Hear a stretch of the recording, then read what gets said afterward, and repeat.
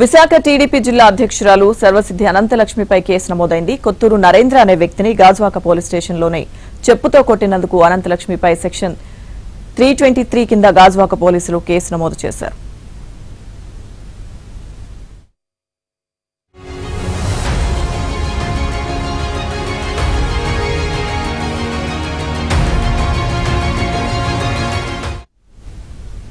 అయితే తనపై కేసు నమోదు చేయడంపై పోలీసులపై అనంతలక్ష్మి ఆగ్రహం వ్యక్తం చేశారు. తమ పార్టీ అధికారంలో ఉందని గాజువాక సీఐ పార్థసారథిని బదిలీ చేయిస్తానంటూ అనంతలక్ష్మి ఛాలెంజ్ చేశారు.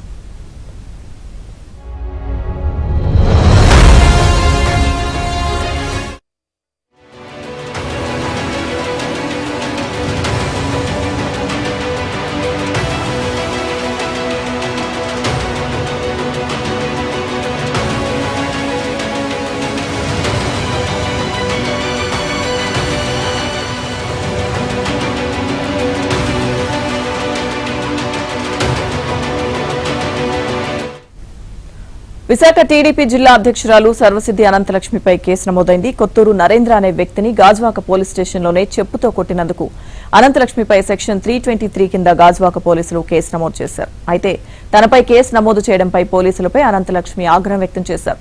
తమ పార్టీ అధికారంలో ఉందని గాజువాక సీఐ పార్థసారథిని బదిలీ చేయిస్తానంటూ అనంతలక్ష్మి ఛాలెంజ్ చేశారు.